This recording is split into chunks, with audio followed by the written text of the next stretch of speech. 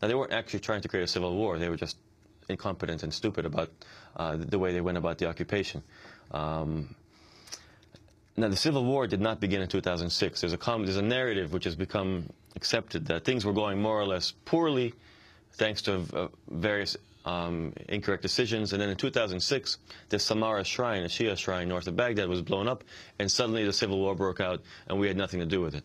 In fact, the Civil War started, you could even say in 2003, when following the invasion, you had this huge power vacuum, and militias began to form, and scores were being settled. But certainly by the end of 2004, the Civil War started in a very intense way. Americans destroyed Fallujah in late 2004. Hundreds of thousands of refugees from Fallujah poured into western Baghdad. They began to displace Shias from western Baghdad, who fled to east Baghdad and began to displace Sunnis. Now, Shias were still quite weak in those days. But beginning in 2005, after the elections of January 2005, the Shia-dominated government began to be much more aggressive in its pursuit of Sunni militiamen, of Sunni resistance figures, and the Al-Qaeda types. And it also began to crush Sunni-dominated neighborhoods. The balance of power really shifted in 2006, and I met resistance leaders, Sunni resistance leaders in Baghdad and Anbar, Syria, Jordan, and they all said the same thing: we lost, we lost. There was a huge shift in how they thought of themselves. They had once thought that they could easily overthrow the Americans and overthrow the Shias.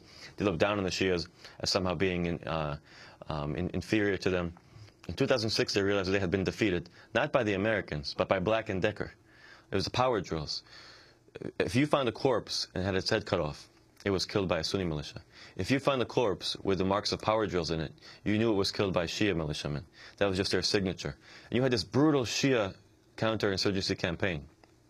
Shia militiamen in collaboration with Shia-dominated police and army, which just crushed Sunni neighborhoods and the Sunni population and beat them until they finally realized they had lost. Many were depopulated from Baghdad. Not that Shias didn't suffer. They suffered terribly, perhaps even more. But just numerically, Shias have the superiority, and they had the Americans backing them in this de facto relationship. And the Sunni population was crushed. And that is what finally pushed Sunni resistance groups to ally with the Americans against Al-Qaeda and against Shia militias. And that was the first huge shift in improving security. And the second big shift was Muqtada Sadr's decision to order his men, the Mahdi army, to freeze, to have a ceasefire. And this was in the summer of 2007. That's about 6, 7 months, 8 months maybe after the surge began. In addition to that, the surge, which began in January 2007, this introduction of 30,000 new troops, didn't reduce violence. I was just in Iraq about a month ago.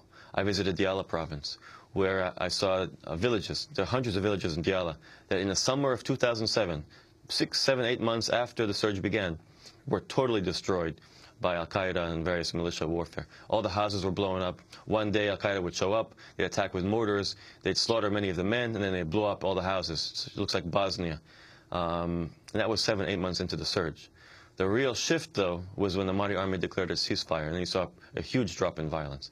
Now, the American role was important eventually in sort of holding these gains, but the key factors was the Shia victory in the Civil War, the crushing of the Sunni population in this brutal counterinsurgency, which the Americans, brutal as they were never going to be that brutal and just slaughter civilians en masse.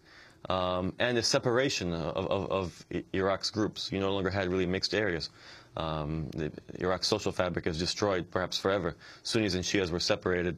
The Americans came in with 30,000 new troops, focusing on Baghdad, surrounding neighborhoods with these vast concrete walls. It was very oppressive.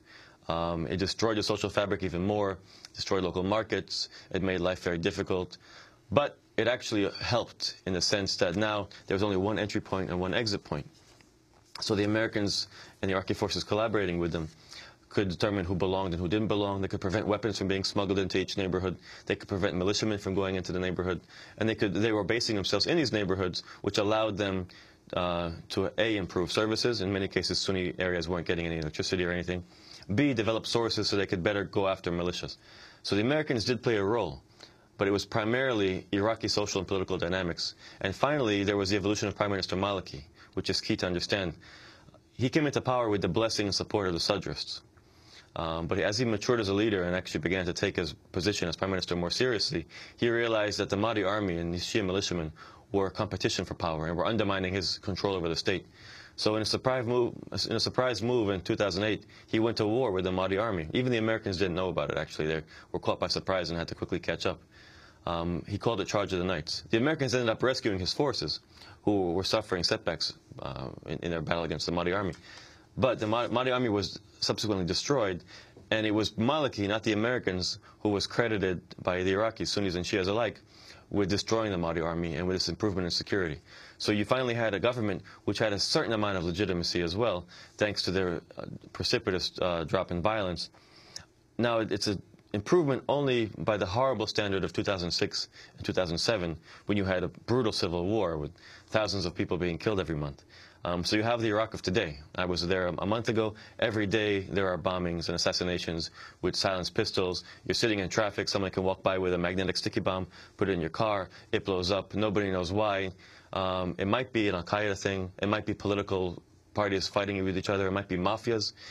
A director general of a hospital is killed. Was she killed because of that position? Is it al-Qaeda trying to undermine the system? Or was she killed because of some sexual affair, or because maybe her deputy wanted her job and he hired a militia to kill her, which happens a lot. I think that's a true story, actually.